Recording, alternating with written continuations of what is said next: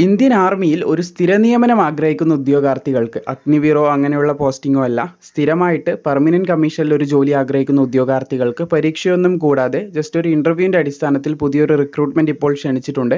Video കണ്ട് മനസ്സിലാക്കിയതിന് ശേഷം നിങ്ങൾക്ക് താല്പര്യമുണ്ടെങ്കിൽ അപ്ലൈ ചെയ്യുക. ഓൺലൈനായിട്ടാണ് ഇന്ത്യൻ ആർമിയുടെ വെബ്സൈറ്റ് മുഖാന്തരം അപ്ലൈ ചെയ്യാം. അതുപോലെ തന്നെ ഇതിന് അപേക്ഷിക്കേണ്ട ലാസ്റ്റ് ഡേറ്റ് ആയിട്ടുണ്ട്. നമുക്ക് വന്നിട്ടുള്ള റിക്രൂട്ട്മെൻറ്റിൻ്റെ കംപ്ലീറ്റ് ഡീറ്റെയിൽസ് എന്താണെന്ന് നോക്കാം. ഇന്ത്യൻ ആർമിയിൽ ഒരു സ്ഥിര നിയമനം ആഗ്രഹിക്കുന്ന ഉദ്യോഗാർത്ഥികൾക്ക് പുതിയൊരു റിക്രൂട്ട്മെൻറ്റ് കൂടി ഇപ്പോൾ ഓൺലൈനായിട്ട് ക്ഷണിച്ചിട്ടുണ്ട്. മുൻപ് ക്ഷണിച്ചൊരു അപേക്ഷയായിരുന്നു. ഇപ്പോൾ ഇതിൻ്റെ ലാസ്റ്റ് ഡേറ്റ് ആവാനായിട്ടുണ്ട്. അപേക്ഷിക്കാൻ ബാക്കിയുള്ളവരുണ്ടെങ്കിൽ, യോഗ്യതയുള്ളവരുണ്ടെങ്കിൽ അവരിലേക്ക് വളരെ പെട്ടെന്ന് നിങ്ങൾ ഷെയർ ചെയ്ത് കൊടുക്കുക.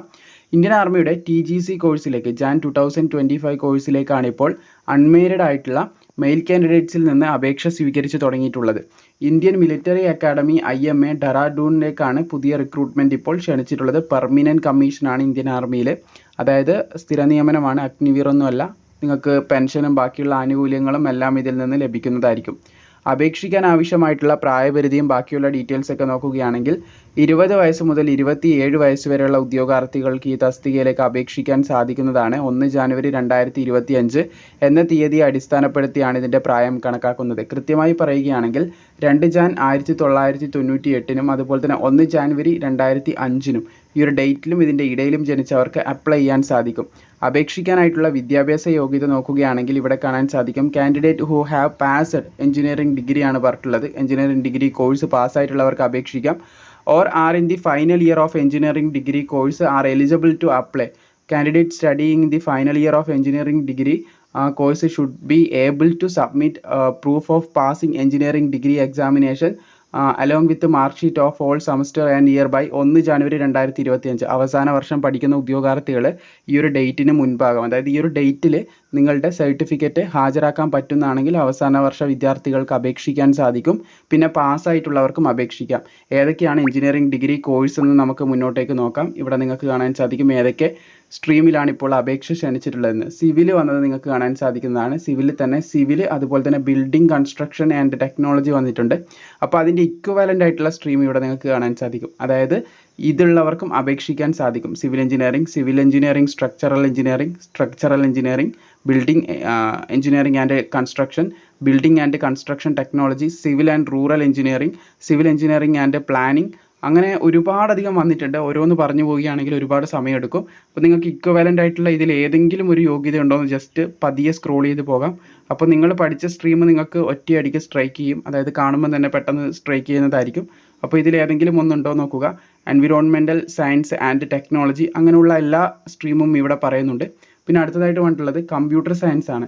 അതിൽ കമ്പ്യൂട്ടർ സയൻസ് ആൻഡ് എഞ്ചിനീയറിംഗ് വന്നിട്ട്, കമ്പ്യൂട്ടർ ടെക്നോളജി വന്നിട്ട് MSc കമ്പ്യൂട്ടർ സയൻസ്, അതുപോലെ തന്നെ ഇൻഫർമേഷൻ ടെക്നോളജി, ഇത്ര അധികമാണ് വന്നിട്ടുള്ളത്. പിന്നെ അതിൻ്റെ സബ്ബായിട്ടുള്ള സ്ട്രീം, അതായത് ഇക്വലൻ്റ് ആയിട്ടുള്ള സ്ട്രീം ഇവിടെ കൊടുത്തിട്ടുണ്ട്. Computer engineering, computer science, computer technology, computer science and engineering, computer science and engineering, അങ്ങനെ ഓരോന്നായിട്ട് കൊടുത്ത് നിങ്ങൾക്ക് കാണാൻ സാധിക്കുന്നതാണ്. കമ്പ്യൂട്ടർ സയൻസ് എഞ്ചിനീയറിംഗും അതുപോലെ തന്നെ കമ്പ്യൂട്ടർ സയൻസ് ആൻഡ് എഞ്ചിനീയറിംഗും, പിന്നെ 3D ആനിമേഷൻ ആൻഡ് ഗ്രാഫിക്സ്, അങ്ങനെ ഓരോന്ന് വന്നിട്ടുണ്ട്. ജസ്റ്റ് നിങ്ങൾ നോക്കുക. ഇതിൽ പറഞ്ഞിട്ടുള്ള ഏതെങ്കിലും ഒരു സ്ട്രീമിൽ നിങ്ങൾക്ക് ഡിഗ്രി ഉണ്ടെങ്കിൽ, എഞ്ചിനീയറിംഗ് ഡിഗ്രി ഉണ്ടെങ്കിൽ അപ്ലൈ ചെയ്യാൻ സാധിക്കും. അടുത്തതായിട്ട് വന്നിട്ടുള്ളത് ഇലക്ട്രിക്കലാണ്. ഇലക്ട്രിക്കൽ, അതുപോലെ തന്നെ electrical and electronics and instrumentation, ഇത്രയും വന്നിട്ടുണ്ട്. അതിൻ്റെ സബ്ബായിട്ടുള്ളത് ഇവിടെ നിങ്ങൾക്ക് കാണാൻ സാധിക്കും. അതായത് അതിൻ്റെ മറ്റുള്ള സ്ട്രീമുകൾ ഇവിടെ കാണാൻ സാധിക്കും. ഇതിലും നിങ്ങൾക്ക് യോഗ്യത ഉണ്ടെങ്കിൽ, അതായത് ഇതിലേതെങ്കിലും ഒരു എഞ്ചിനീയറിംഗ് ഡിഗ്രി നിങ്ങൾക്കുണ്ടെങ്കിൽ അപ്ലൈ ചെയ്യാം. പിന്നെ ഇലക്ട്രോണിക്സ് കണ്ടിട്ടുണ്ട്. അതിൽ electronics and telecom, electronics and communication, അതുപോലെ തന്നെ ഫൈബർ ഒപ്റ്റിക്സ്, പിന്നെ ടെലികമ്മ്യൂണിക്കേഷൻ, പിന്നെ മൈക്രോ ഇലക്ട്രോണിക്സ് ആൻഡ് മൈക്രോവേവ്, അതുപോലെ തന്നെ ഓപ്റ്റോ ഇലക്ട്രോണിക്സ്, പിന്നെ സാറ്റലൈറ്റ് കമ്മ്യൂണിക്കേഷൻ, ഇത്രയും വന്നിട്ടുണ്ട്. പിന്നെ ഇവിടെയുള്ള ഇക്വലൻ്റ് ആയിട്ടുള്ള ജസ്റ്റ് ഒന്ന് നോക്കുക. അപ്പോൾ അതിൽ നിങ്ങൾ പഠിച്ചിട്ടുള്ള എഞ്ചിനീയറിംഗ് ഡിഗ്രി ഉണ്ടെങ്കിൽ ഉറപ്പായിട്ടും നിങ്ങൾക്ക് ആ സ്ട്രീം കൊണ്ട് അപേക്ഷിക്കാൻ സാധിക്കും. പിന്നെ അതുപോലെ തന്നെ മെക്കാനിക്കൽ വന്നിട്ടുണ്ട്. മെക്കാനിക്കലിൻ്റെ സബ്ബായിട്ടുള്ള ഇതൊക്കെ നിങ്ങൾക്ക് ഇവിടെ കാണാൻ സാധിക്കും. സ്ട്രീമും അതിൻ്റെ സബ് സ്ട്രീമും അതൊക്കെ ഇവിടെ കൊടുത്തിട്ടുണ്ട്. വേക്കൻസി ഇവിടെ കൊടുത്തിട്ടുണ്ട്. അപ്പോൾ അത് നോക്കി നിങ്ങൾക്ക് വളരെ പെട്ടെന്ന് മനസ്സിലാക്കാം നിങ്ങൾ പഠിച്ചിട്ടുള്ള എഞ്ചിനീയറിംഗ് ഡിഗ്രി ഇതിൽ വന്നിട്ടുണ്ടോ എന്നുള്ള കാര്യം വളരെ പെട്ടെന്ന് തന്നെ നോക്കി മനസ്സിലാക്കാൻ സാധിക്കുന്നതാണ്. പിന്നെ ഇവിടെ നിങ്ങൾക്ക് കാണാൻ സാധിക്കുന്നതാണ് MISc എഞ്ചിനീയറിംഗ് സ്ട്രീംസ് എന്ന് പറഞ്ഞിട്ട് ആർക്കിടെക്ചർ വന്നിട്ടുണ്ട്, പ്ലാസ്റ്റിക് ടെക് വന്നിട്ടുണ്ട്, റിമോട്ട് സെൻസിങ് വന്നിട്ടുണ്ട്, അതുപോലെ ബ്ലാസ്റ്റിക്സ് വന്നിട്ടുണ്ട്. ഓരോന്ന് നോക്കുക നിങ്ങൾക്ക്. മെഡിക്കൽ എഞ്ചിനീയറിംഗ് വന്നിട്ടുണ്ട്, ഫുഡ് ടെക് വന്നിട്ടുണ്ട്. അങ്ങനെ ഓരോന്ന് വന്നാൽ നിങ്ങൾക്ക് കാണാൻ സാധിക്കും. അതിൻ്റെ റിലേറ്റഡ് ആയിട്ടുള്ള എഞ്ചിനീയറിംഗ് ഡിഗ്രിയും ഇവിടെ വന്നിട്ടുണ്ട്. സോ ഇതിൻ്റെ ബാക്കിയുള്ള ടോട്ടൽ ഒഴിവും കാര്യങ്ങളൊക്കെ 30 പറഞ്ഞിട്ടുള്ളത്. മൊത്തത്തിലുള്ള ഒഴിവാണ് 30 പറഞ്ഞിട്ടുള്ളത്. പിന്നെ ഇതിൻ്റെ ഡ്യൂട്ടിയും ബാക്കിയുള്ള കാര്യങ്ങളൊക്കെ നമുക്ക് നോക്കാം. ഡ്യൂറേഷൻ ഓഫ് ട്രെയിനിങ് പറഞ്ഞിട്ടുള്ളത് 12 മാസമായിരിക്കും എന്ന് പറഞ്ഞിട്ടുണ്ട്. അപ്പോൾ 12 മാസത്തെ ട്രെയിനിങ് ഉണ്ടാവും. ആദ്യം തന്നെ നിങ്ങൾ കയറുന്നത് ലെഫ്റ്റനൻറ്റ് റാങ്കിലേക്കാണ് ഓൺ കമ്മീഷനായിട്ട്. ലെഫ്റ്റനൻറ്റ് റാങ്കിലായിരിക്കും നിങ്ങൾ ഉണ്ടാകുക. 2 വർഷം കഴിഞ്ഞാൽ ക്യാപ്റ്റൻ ആവും, മേജർ ആവും, അതുപോലെ ലെഫ്റ്റനൻറ്റ് കേണൽ. ഇങ്ങനെയാണ് ഇതിൻ്റെ പ്രൊമോഷൻ ലെവൽ പോകുന്നത്. ലെഫ്റ്റനൻറ്റ് തസ്തികയിലേക്ക് പരമാവധി 1,77,500 രൂപ വരെ ശമ്പളം ലഭിക്കും. അങ്ങനെ മേജറിൻ്റെ ഒരു ശമ്പള സ്കെയിലും കാര്യങ്ങളും നിങ്ങൾക്ക് ഇവിടെ കാണാൻ സാധിക്കുന്നതാണ്. പിന്നെ അതുപോലെ അലവൻസിൻ്റെ കാര്യം, മിലിറ്ററി സർവീസ് പേ അലവൻസും അതുപോലെ തന്നെ officers from the rank of lieutenant to ആ ഒരു പൊസിഷനിൽ നിൽക്കുന്ന സമയത്ത് നിങ്ങൾക്ക് കിട്ടുന്ന അലവൻസ് 15,500 രൂപ പെർ മന്ത് ഫിക്സ്ഡ് ആയിട്ട്. അങ്ങനെ നിരവധി അലവൻസ് നിങ്ങൾക്ക് ലഭിക്കുന്നതാണ്. പിന്നെ ബാക്കിയുള്ള അലവൻസും കാര്യങ്ങളും പിന്നെ മൊത്തം അലവൻസ് തന്നെയാണ് പറയുന്നത്. Para reserve allowance, technical allowance എന്ന് പറഞ്ഞിട്ടുള്ള അലവൻസ് നിങ്ങൾക്ക് കാണാൻ സാധിക്കുന്നതാണ്. അപ്പോൾ അതിൻ്റെ ടയർ 1 ടയർ 2 അങ്ങനെയുള്ള അലവൻസ് ഡീറ്റെയിൽസ് ആണ് ഇവിടെ പറയുന്നത്. അങ്ങനെ അലവൻസ് പറയുകയാണെങ്കിൽ യൂണിഫോം അലവൻസ് ആയിട്ട് 20,000 രൂപ പെർ ഇയറിൻ്റെ കാര്യം പറയുന്നുണ്ട്. കുറേ അധികം അലവൻസിൻ്റെ കാര്യങ്ങൾ പറയുന്നുണ്ട്. സോ അത് നമ്മൾ കഴിഞ്ഞ വീഡിയോയിൽ നോക്കിയതാണ്, ഓവറായിട്ട് അതിലേക്ക് കിടക്കുന്നില്ല. ഇപ്പം പറഞ്ഞിട്ടുള്ള യോഗ്യതയുള്ള സുഹൃത്തുക്കളെ നിങ്ങൾക്ക് അറിയാമെന്നുണ്ടെങ്കിൽ, എഞ്ചിനീയറിംഗ് ഡിഗ്രിയൊക്കെ പഠിക്കുന്ന അല്ല പഠിച്ച് പാസ്സായിട്ടുള്ള ഉദ്യോഗാർത്ഥികളെ അറിയാമെന്നുണ്ടെങ്കിൽ അവർക്ക് ഇപ്പോൾ ഈ പോസ്റ്റിലേക്ക് അപ്ലൈ ചെയ്യാൻ സാധിക്കുന്നതാണ്.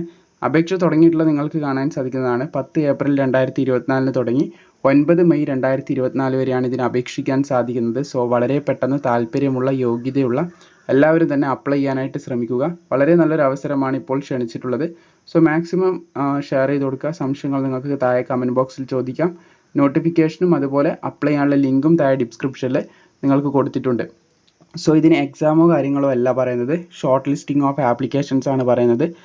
അപ്പോൾ ഇതിനാദ്യം നിങ്ങളെ ഷോർട്ട് ലിസ്റ്റ് ചെയ്യും. അതിനുശേഷം നിങ്ങൾക്ക് SSB ഇൻ്റർവ്യൂ ഉണ്ടാകുന്നതായിരിക്കും. ആ ഒരു രീതിയിലാണ് ഇതിൻ്റെ സെലക്ഷൻ നടക്കുന്നത്. മാർക്കിൻ്റെ അടിസ്ഥാനത്തിൽ ആദ്യം നിങ്ങളെ ഷോർട്ട് ലിസ്റ്റ് ചെയ്യും, പിന്നെ ഇൻ്റർവ്യൂ ഉണ്ടാവും. ഇൻ്റർവ്യൂ പാസ്സാവുന്നവരെയാണ് ഇതിന് പോസ്റ്റിംഗ് ചെയ്യാമെന്ന് പ്രത്യേകം ശ്രദ്ധിക്കുക. അപ്പോൾ മാക്സിമം ഈ കാര്യം സുഹൃത്തുക്കളിലേക്ക് ഷെയർ ചെയ്യുക. അതുപോലെ വീഡിയോ ഇഷ്ടപ്പെട്ടാൽ ലൈക്ക് ചെയ്യുക.